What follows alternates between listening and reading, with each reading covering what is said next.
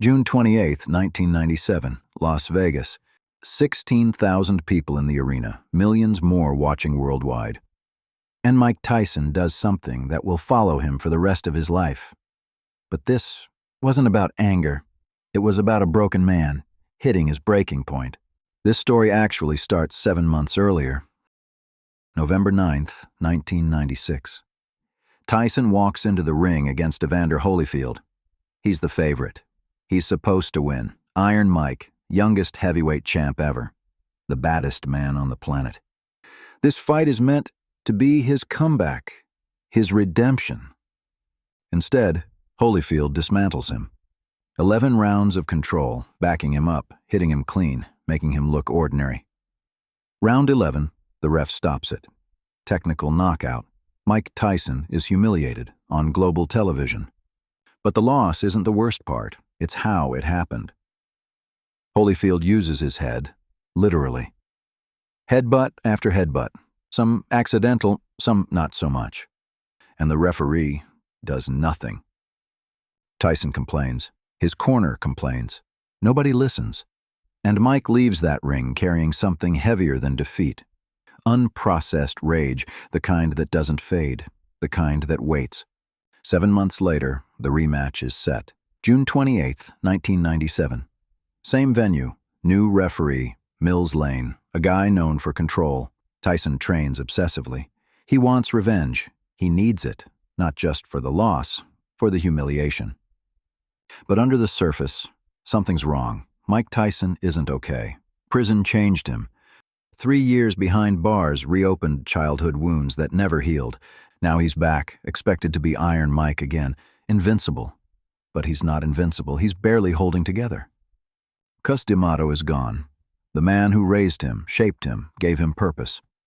Cus didn't just teach Mike how to fight. He taught him how to control his rage. Without Cus, there's no filter, just emotion and pressure and expectation. Fight night, 30 minutes before the walk. Tyson sits in the locker room, surrounded by his team. They're hyping him up. But Mike isn't there. He's thinking about the headbutts, the embarrassment, the things he's lost, his title, his freedom, himself. The walk to the ring. The crowd is electric. One of the most anticipated rematches ever. 2 warriors, 1 ring. Winner takes everything. Round 1. Tyson comes out aggressive, looking for the knockout. Holyfield stays calm, composed. The bell rings. No clear winner. Round 2. A clinch. Bodies collide. And then, bam! Holyfield's head snaps up. Catches Tyson above the right eye. A cut opens. Blood pours. Tyson looks to Mills Lane, waiting. A warning, a point deduction, anything. Nothing.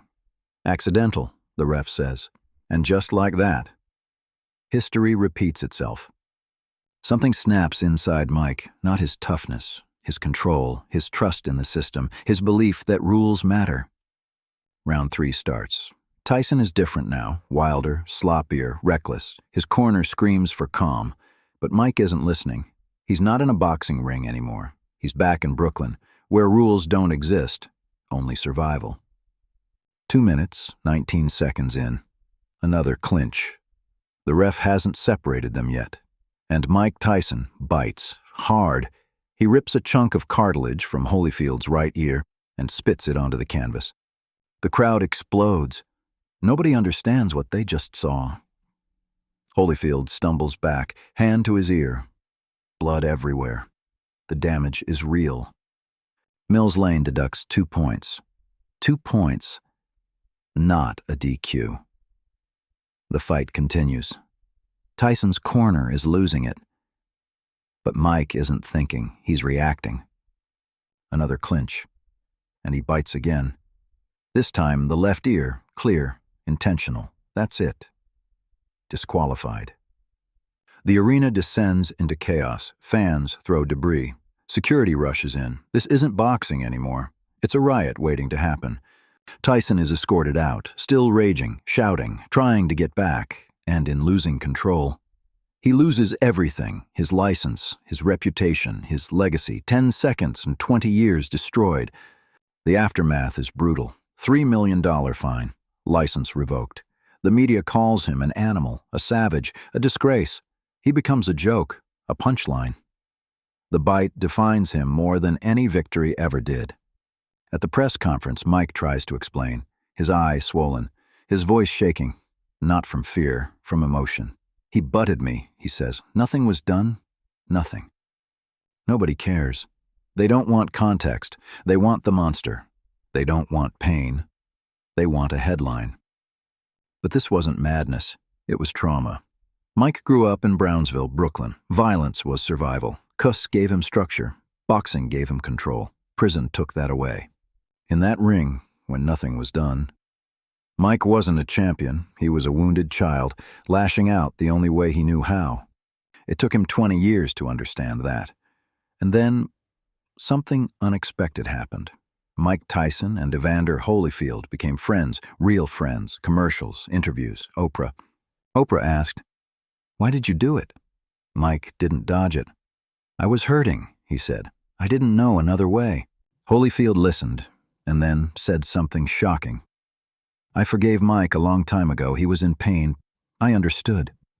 Two warriors, embracing. The room cried. Mike cried. That moment was bigger than boxing. It was redemption. Proof that your worst moment doesn't have to be your final one. Mike rebuilt his life, sobriety, therapy, fatherhood, honesty, a podcast, a business, a new identity, not through power, through vulnerability.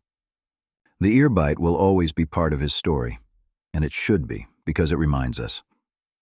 Pain left untreated destroys everything. Strength has limits, and the hardest fight is internal. Mike Tyson didn't bite an ear because he was evil.